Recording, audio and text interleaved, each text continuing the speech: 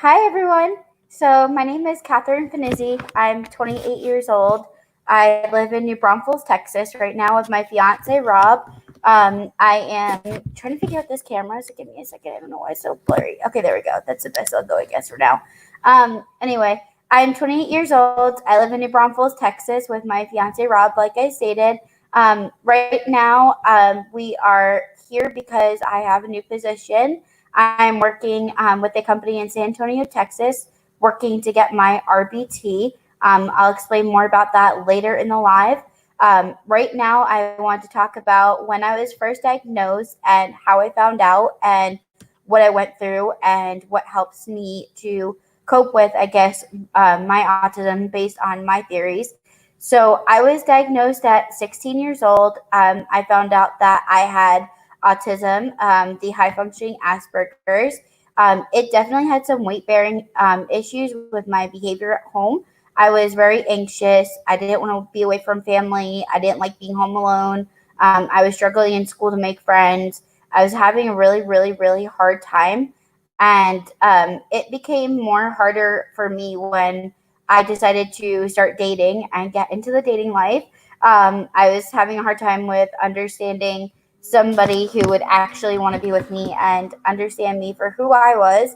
So, what I started doing was I talked to a few different guys that I was interested in, and I finally met Rob after 2 years of chasing each other down through different counties in Ohio. We finally clicked and met, and I'm very excited.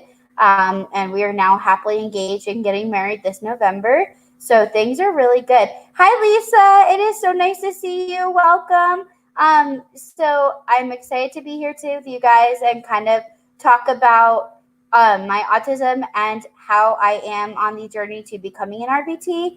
I work for a clinic, like I said, in San Antonio. I had previously worked in Dayton, Ohio at something called Trumpet Behavioral Health, where I was working to accomplish my RBT. But however, we ended up having to move due to my fiance's job. And then within 2 weeks of that timing, before we actually left Ohio, I got a position here in New Braunfels, Texas, working with an RBT clinic here in the area. I'm very excited to be in the autism field, and to be giving back to those kiddos means so much to me because not only am I going through what they went through, but I've walked in their shoes. I've experienced the symptoms. I've experienced what's going on. And, I've walked through their shoes and I'm like, okay, well, they're struggling with this. They're having this behavior. It's probably because of A, B, and C. And parents may not understand and think that, oh, RBTs don't know anything about us. They don't understand our kids like they say they do. Trust me, I'm one of those who do. I've been there. I've walked in the shoes. I've been through what they're going through. And I know how frustrating every day can be for you guys. And I'm here to kind of talk with you guys and help you to, I guess, better understand the RBT spectrum and answer some questions that you guys may have. I'd be more than happy to go more into detail about the RBT. So right now, let's, I guess, talk about how my journey first started. So I first started in the early childhood education field. I was a lead infant teacher at a daycare for about 2 years. And after going through that daycare, I learned that I loved childcare, but I had a child that was having issues with crawling, walking. She wasn't verbal. She was having a lot of issues. And I realized, okay, well, something's not right. So I have ASD and found out a month ago, but haven't been diagnosed. I have two sons also. Oh, wow, Lisa, that's amazing. So I'd love to talk to you more in a little bit, but let's get through this first, and then I'll answer any questions or anything that you have. So when I first got diagnosed, like I was saying, I was working at the daycare. I had a 9-month-old, and I don't want to disclose her name because I'm not sure mom would approve of it.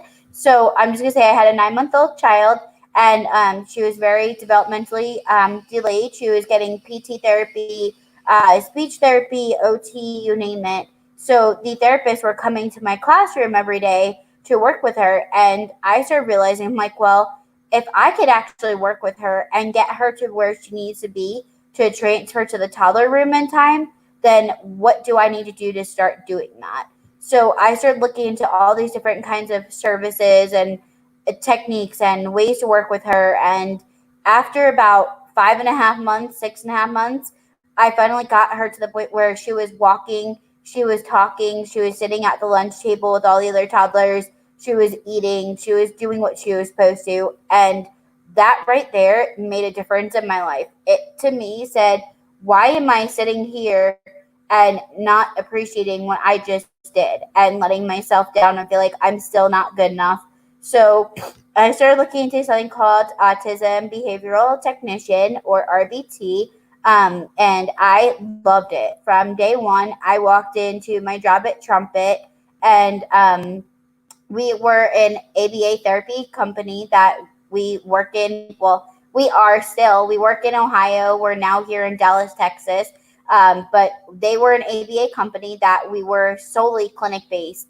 And I like the fact that we're clinic based because we have the BCBAs and the BCABAs that are directly supervising us. So when I walked in my first day at Trumpet Behavioral Health, I just said, oh my God, why am I here? Like, I don't know how I'm going to handle all these kids with all these behaviors. And I kind of felt out of place.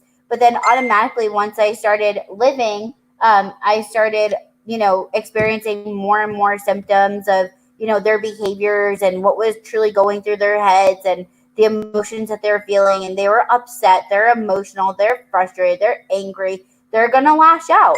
But that's just normal life for you. And for me, as an RBT, I took it head on. I was like, listen, I've been in their shoes. I've walked that path. I know why they're frustrated. I've been through what they're going through. So I decided, okay, this is it. This is what I want. I want to become an RBT. So I started working for Trumpet for about a year. And after a year, sadly, I had to let go because I had to move here to Texas with my lovely fiance, Rob. He's obviously still not home right now. I wish he was, but he's working. So I'm home here and I'm talking to you guys about this. But if he was here, he is also in the field that I'm working in. He is actually working with me to try to open our own clinic within the next year or two. My goal is to complete my RBT and then go for my BCBA and then my BCABA. Right now, I just graduated with my associate's degree in early childhood education, pre-K 3. I am working on my bachelor's in psychology, and then I will be taking a master's at FIT, which is the Florida Technological Institute, and I will be taking my master's in ABA and BCABA at those times. Right now, I'm working full time, 9 to 6, Monday through Friday, and I'm absolutely loving my new position here in San Antonio. I'm making a lot of friends. My boss is amazing. So I'm very, very happy at being where I am right now. And I can't wait to explore this field more and really get to know what RBT truly is and how to actually understand and focus and work with those children and help them to realize, you know what? I've been through it. I walked in your shoes. You can do the same and you can come out just as successful as I am. So, on the side of that, I'm also an inspirational speaker. I am doing lives on my personal Facebook every night from 8 to about 10 o'clock at night. We talk about anything from autism to anxiety to depression to RBT to whatever topic, I could think of that night. So, I started doing that about 3 to 4 months ago. I absolutely love it. And also on the side, I am starting to write children's stories, and I'm focusing my topic on autism, obviously, because I'm dedicated to this field. So thank you very much, Laura. So I'm working on 3 children's stories. One is about a child that has autism that didn't know what he wanted to do in life, and he wanted to talk to his different friends at school to figure out, okay, well, what are my options? Because I'm a senior in high school and I'm graduating this year, so I need to know what my options are and what possible fields there are. So he starts off by talking to a couple of different friends, and they're also special needs. In the end, he learns that he wants to go to his mom, who is a pediatrician, and shadow her.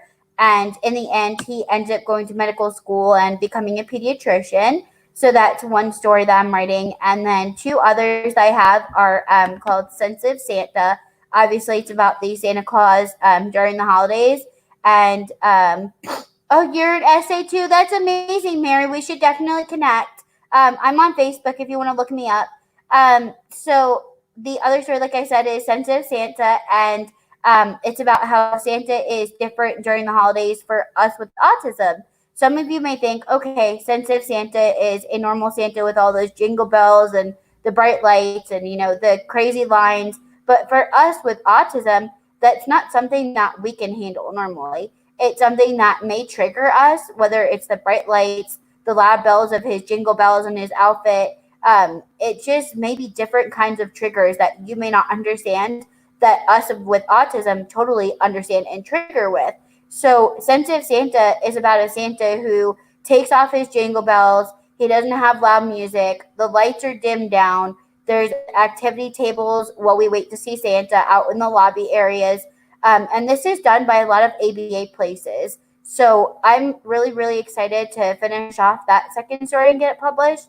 And then my final third and last story that I'm working on right now is called Tim Tebow, A Night to Shine.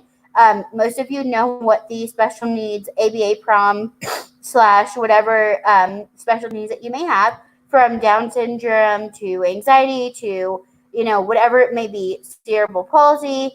There's many different kinds of special needs that attend these proms. So many of you may wonder, okay, why is there a special needs prom when you can attend a regular prom?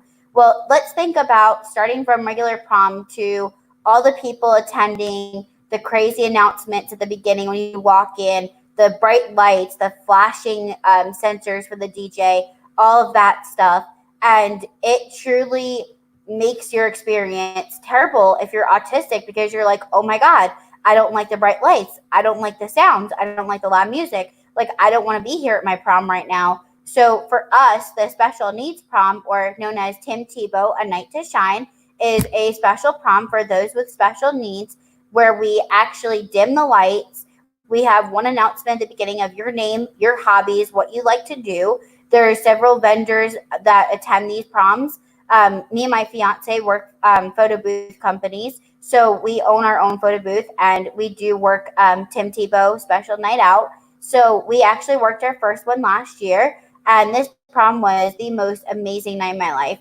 I met several BCBAs, RBTs, special needs teachers, special needs paras, pastors from churches, you name it. And all these volunteers, we come together and we put this prom together every year for all of us. So to me, these stories that I'm focusing on right now, like I said, are deemed to be in the field of autism and special needs, because I feel like us kids who are special needs, or us parents who are special needs, we don't get the attention that we want. Like, we're shut out, we're bullied, and it's not fair. So I decided, why not start off with something that I love to do? And I'm excited to share this all with you guys. I love those special needs proms, the Tim Tebow. Yes, they are amazing. So with that being said, I guess I would like to open up the floor to any kinds of questions, anything that you guys may have. I could talk more about RBT if you guys want. Kind of let me know. I'll be watching the comments as they come in. I have my phone next to me, and I'm looking at the app to watch the video for comments. But let me know if you guys have any questions, what you guys would like to speak about. I would love to actually listen to you guys and answer questions that you guys have. So, sorry, my phone is a little bit behind and lagged, so you're hearing me speaking in the background. But if there's any questions, anything that I can answer for anybody about who I am more, RBT and autism, let me know, because this is definitely my field. This is what I love to do. From Lorinda Ellen, you are awesome. Thank you very much. I appreciate that. I also have an inspirational page. Hi, Keisha. Welcome. I'm so glad to have you. It's so nice to see you tonight, Keisha. I hope I'm saying that right. Let me know if I'm saying it wrong. But I'm very excited just to, I guess, be here with you guys and have this opportunity with Nita. And it's been a long time coming. I've been working with her on this build-up of, what am I going to say? How am I going to present myself? Like, I want to look professional. Like, I kind of, just came in the door from work. So tonight was my early night. Thankfully, I was able to get off in time and be home with you guys. So I'm excited.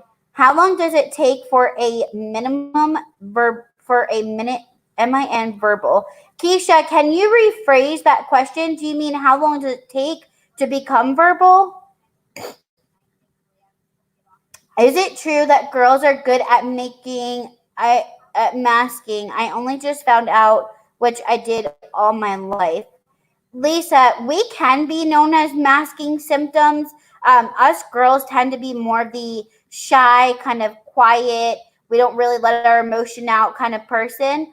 So yes, that is true that you can mask your symptoms because you want to be that normal person. You want to see it as, oh, I'm normal. I have nothing wrong with me, because you want to be accepted. You want to be loved. You don't want to be bullied. So of course, us girls are more prone to shadowing away and hiding our symptoms rather than accepting and going forward with treatment to help you get to where you want to be. When I first started my journey with masking, I noticed I was about 18. I was having anxiety. I was going to therapy. I was very depressed. I never thought I'd find, a guy to marry me that would love me. So going through therapy, I learned of ABA. So being 18, I said, okay, well, I'm not going to be able to be in, ABA programming myself because I'm too old. So I figured, okay, I give up. That's never going to happen. But I took a year of ABA therapy and regular therapy, and it really helped me to open up my mind and my emotions. And I finally accepted that, yes, I may be different. I may have autism. I may have anxiety. I also suffer from something called non-epileptic seizure disorder. It's also combined with the autism because your anxiety from that autism makes you so anxious that your body may start to tense and realize, oh, I'm going to start shaking. And when you start shaking, you have a seizure. So thankfully, my seizures are non-epileptic, which means when I do seize, I have no brainwave change. So I'm able to go back to normal within the first couple of minutes. So answering your question about emotions, definitely. I struggled all my life with that. And my advice to you is I would definitely seek out to a therapist and also possibly an ABA therapist in your state. We usually do therapies up until I think 21 or 22. So depending on your age or how old you are, depends on if you are still eligible for ABA services for therapy for your autism. But if you are too old and you're outraged that age range, then you can definitely look at regular therapy to help you. So I wish you the best. I hope that helps answer your question. Thank you, Keisha. I'm definitely trying, and I don't know why my camera is so blurry tonight. I've never been like this.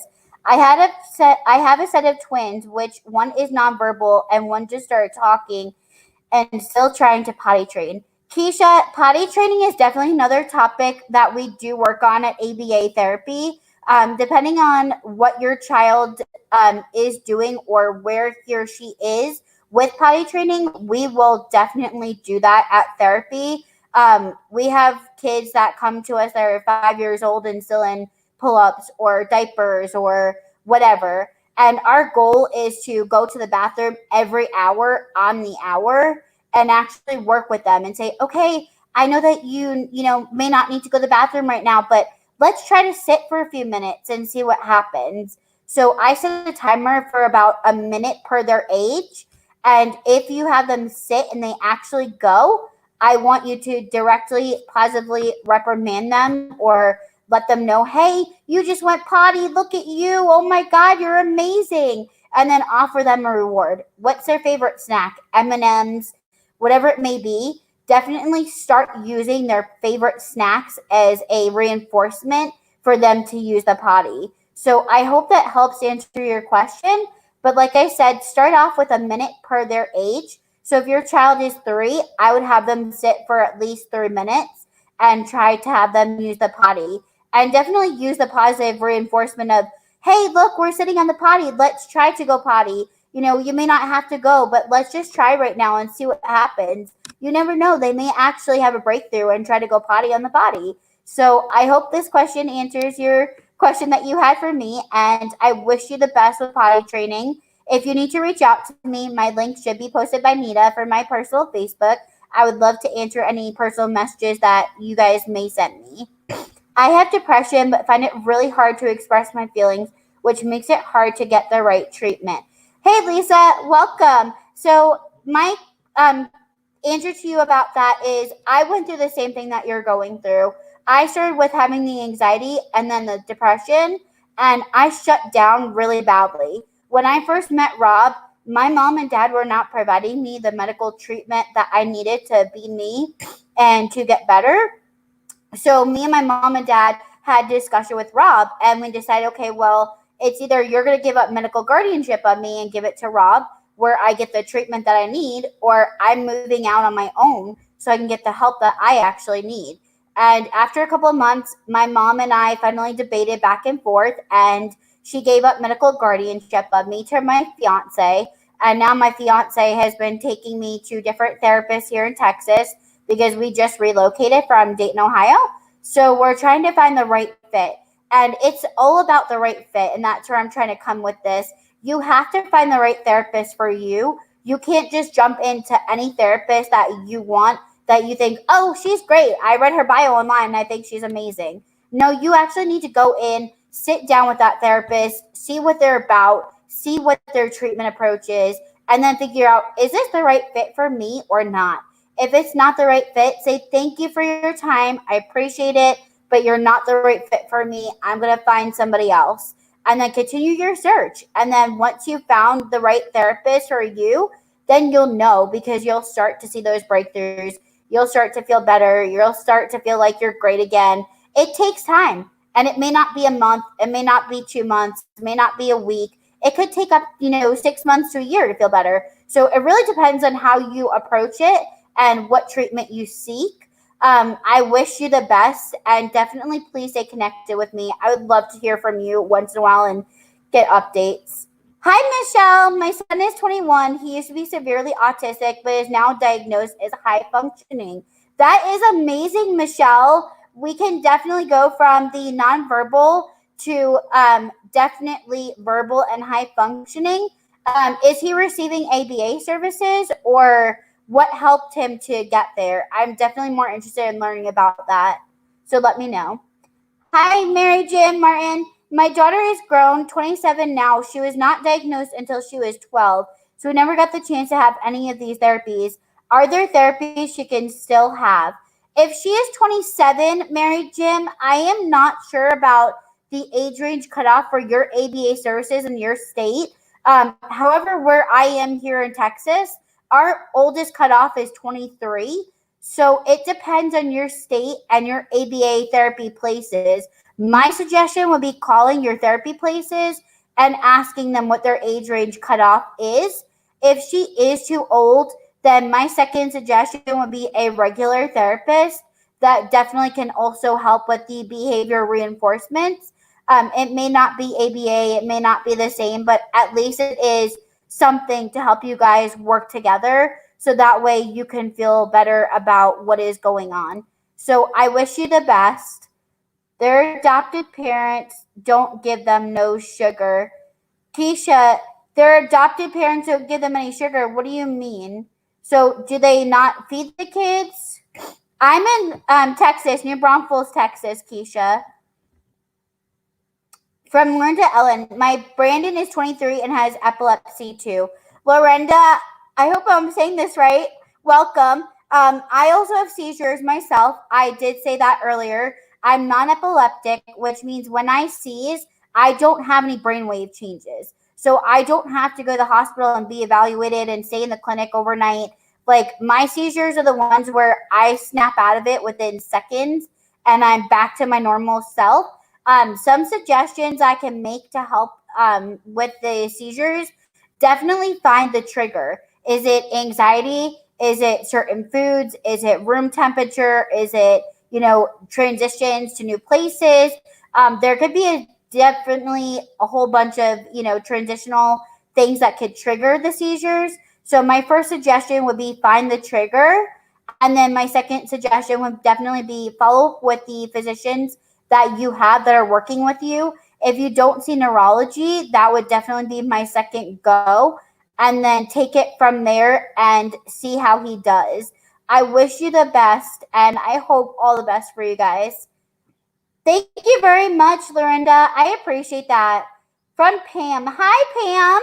Your son has anxiety really bad. I'm so sorry to hear that. Some of the things I suggest for anxiety are taking a warm bath, coloring. I love going for a walk. I love going shopping. So, retail therapy is huge to me. Definitely spending time with your loved ones, watching his favorite TV show, playing his favorite game. You can also look into the medical treatments for anxiety. There are some physicians that will prescribe a low dosage of anxiety medication and then start them on therapy as well with the medication. So, either way that you decide to go, I wish you the best and I hope that my suggestions help you. I live in New Zealand and it's so hard to get any support for my boys. Lisa, I have never been to New Zealand, but me and Nita would probably be more than happy to help you look up services in your state. If you want to PM me or Nita at the end of my live, I'd be happy to connect with you and try to research your state and find out if you have any ASD services where you live. I wish you the best on that as well. From Lorinda, you are a breath of fresh air and beautiful. Oh my God, thank you so much. I appreciate this, guys. I didn't think this was going to go so well. I was so nervous. My Brandon has real bad anxiety and worries about everything. Lorinda, again, I could definitely say I just reiterate that as well. Anxiety is something that we don't mess with. So my suggestion would be find out what things comfort him. Start with his favorite game, his favorite TV show, a warm bath, calm music, taking a walk. Certain things like that may calm down the anxiety.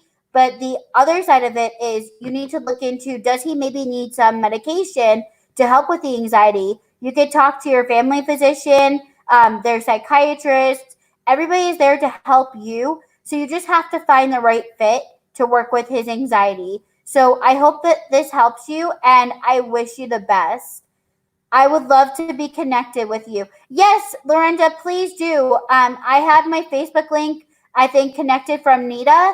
It should be my facebook.com/Katharine Fanizzi. Please definitely Facebook me and add me. I'd be more than happy to work with you and stay in touch. I think you would help me and help Brandon. I would be more than happy to try to help you as much as I can, Lorinda. Do you have sensory issues? I have so many with food, touch, brushing teeth, water. I can't even drink water. Had to explain to others that I'm not just a picky eater. Lisa, I am right there with you. Yes, I do have sensory triggers. My sensory triggers are actually transitions.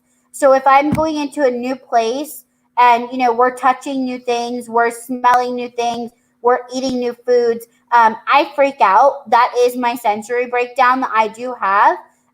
So I try to, let's say, how am I going to say this? I try to flip the negative to a positive and redirect my sensory. Rob and I use sticker reinforcements here at home with me for my behavior. So we have a sticker chart and it says, were you polite today? Did you do your chores today? Like certain things that he knows that can motivate me to stay on top of my behavior being positive.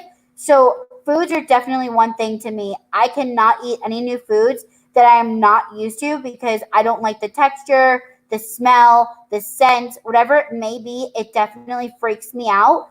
Not so much with brushing my teeth or water. I love drinking water. One suggestion I can make to you is trying some water flavor packets. If I was by the kitchen, I would grab what I have here at home. But it's called Skittles water flavor packets. You could get them at Walmart and you mix them into a bottle of water and they come in grape, strawberry, orange, cherry, and I forget the other flavor. I think it's lemon or something. But if you try some water flavors, you may actually be able to start trying to drink some water and you don't even notice that it's water because the flavor of these Skittles packets make it taste just like candy. So I hope that helps you understand. and I hope I answered your question correctly. Michelle, I've had him at and all kinds of programs since the age of 2 until 19. I've struggled since then to find programs for him now that he's older. His OCD and anxiety are really hard through these hard times. It's hard for him to understand. Michelle, I'm right there with you, and I cannot be more honest than I am being right now. COVID has definitely stricken hard on me. I went from working at my ABA place in Ohio to within 2 weeks of, my fiance getting a new job here, realizing that I had to leave. I had to start all over again. I had to leave my mom and dad back behind in Dayton, Ohio. And now here I am by myself with just my fiance and I living in New Braunfels, Texas. But we are getting married this November because we're engaged, obviously. So the thing for me is no matter what we're going through right now with COVID or maybe, new transitions, every day is a new start and every day is a new beginning. So for me, the way that I look at it is I try to make the best of each and every day. Do something that he enjoys. Look into something that comforts him.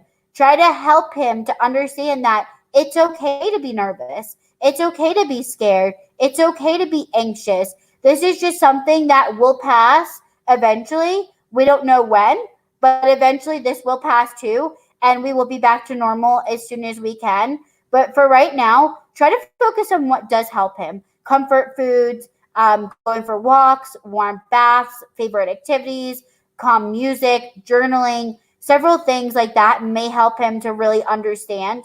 And I hope that I answered your question and gave you the tips that you need to continue to work with him. From Pam, thank you, sweetie. Thank you, Pam. Wow, about the foods of new introduction, interesting. Lorenza, when I first started new foods, I was just like him. I had triggers like no tomorrow, from Brussels sprouts to carrots to parsnips to whatever. I don't like vegetables still here today.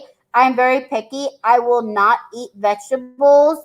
And my fiance Rob has to honey glaze any vegetables that we eat right now. So when he makes carrots, he puts them in the crock pot, a little bit of cinnamon, a little bit of nutmeg, a little bit of honey, a little bit of sugar, and we just let them sit for a couple hours on low in the crock pot.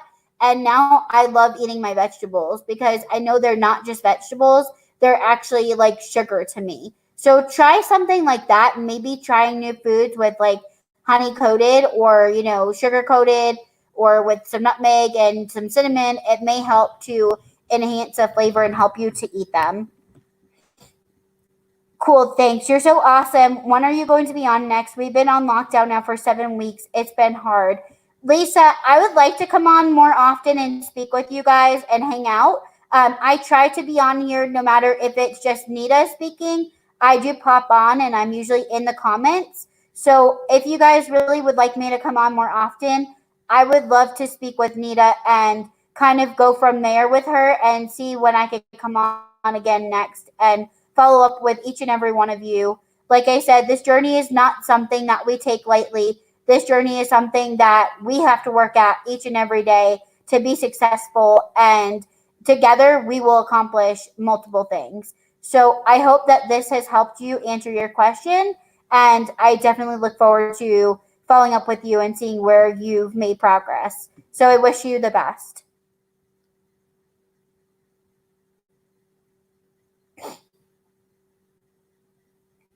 Congratulations on the engagement. Woohoo. Thank you. We're getting married this year on November 15th. It's going to be a Christmas wedding. And I'm very excited to spend the holidays with my fiance and become Miss Cheney. So I will no longer be Miss Fanizzi. I will be Miss Cheney now. So I'm very excited. The name has started to ring, and instead of signing my name as Fanizzi on like work papers and stuff, I've been practicing and signing Miss Cheney. So realizing that it's coming in less than 100 and I think I'm at 265 days right now until the wedding. So being at that level, I'm very excited to become Miss Cheney. I love my fiance. He's amazing. He's supportive. He's loving. And I just can't wait to have our Christmas wedding. My 13-year-old will not leave the house. He throws himself on the ground. This was before the lockdown. He has ASD and anxiety. Lisa, I'm so sorry to hear that.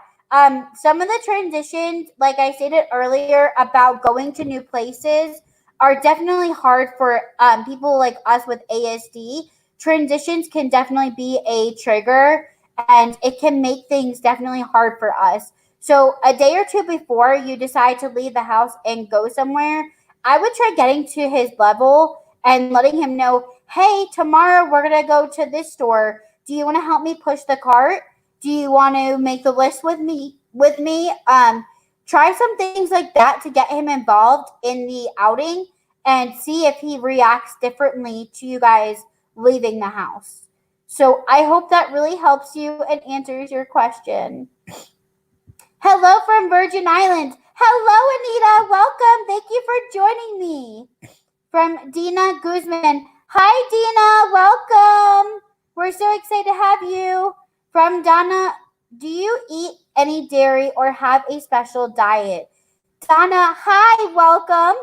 So, first starting off with dairy, I cannot eat dairy. Being autistic, I never thought I would have issues with dairy. When I was 16, I started having issues with cheese, milk, and all those kind of dairy issues. I actually had to go to the doctor and get something called a lactose supplement pill. It's 9,000 milligrams, and I take 2 an hour before I eat any dairy. If I don't, I'm severely sick to my stomach, like right after I eat, and it lasts a couple of hours, and it's not something fun to deal with. So if you're having dairy issues, I actually was researching, and that could be linked to our autism as well. So I try to avoid dairy. Other things I've noticed that upset me are chips, popcorn. Certain things are too greasy. I definitely get an upset stomach with. So you definitely have to watch the kinds of foods that we eat and be careful of how much you eat of each. For me, like I said, popcorn, chips, anything too greasy like pizza, those kind of things can definitely get me sick to my stomach. So I do try to eat only certain foods. One thing that helps me is I make a food chart. So every week we eat like chicken, we eat pork, we eat hot dogs. But I'll make a list of foods that I can eat, and we will go food shopping based off of solely what we can both have. So trying to compromise and coming together on what we can and can't have in the house was definitely hard for both of us. But right now we're learning to live with it because it's keeping my stomach happy, and we're actually both losing weight doing this. So we're trying to lose enough weight for our wedding to be happy and be healthy and prosper. So I hope that answers your question that yes, I do have a lactose and dairy intolerance.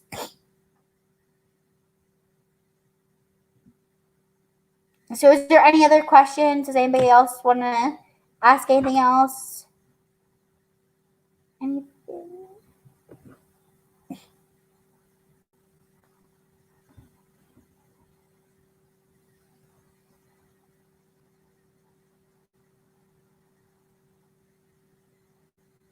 I think I've answered everybody's questions. I don't see anybody else popping up.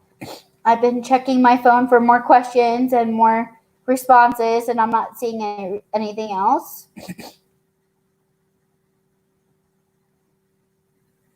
So I guess before I let Nita have the reins back, I guess I'll just wrap my speech up with saying this.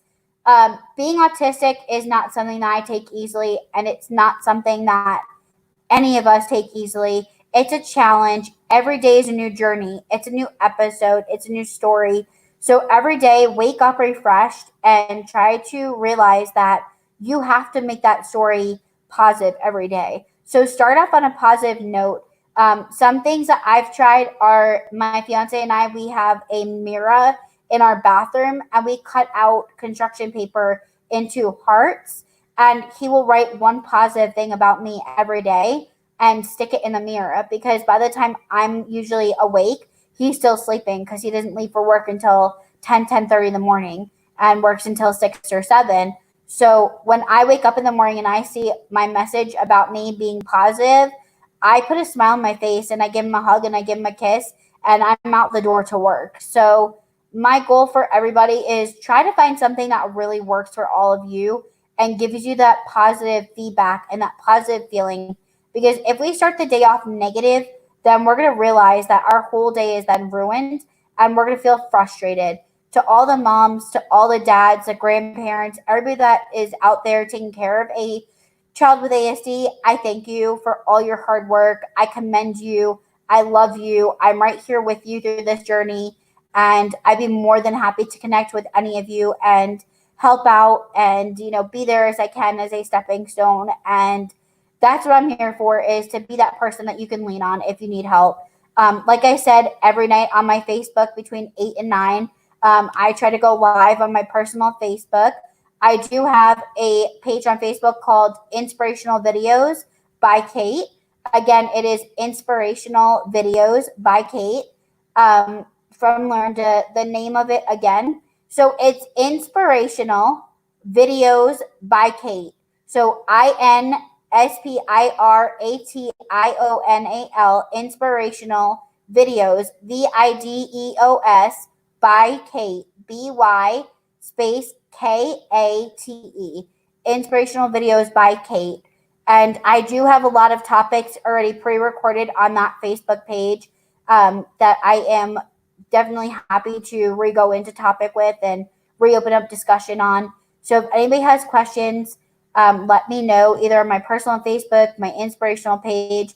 I'd be more than happy to speak with you and help out in any way that I can.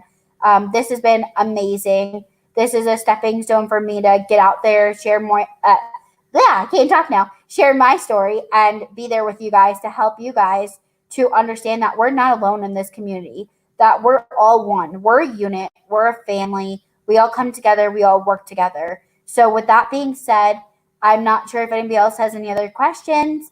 If not, I would definitely be happy to open the floor back up to Nita and let her take over from here.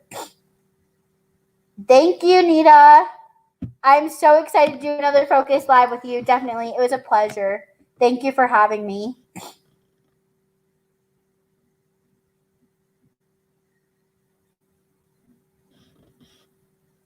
I'm not sure how to end it, so hopefully you could do that, Nita, because I'm not sure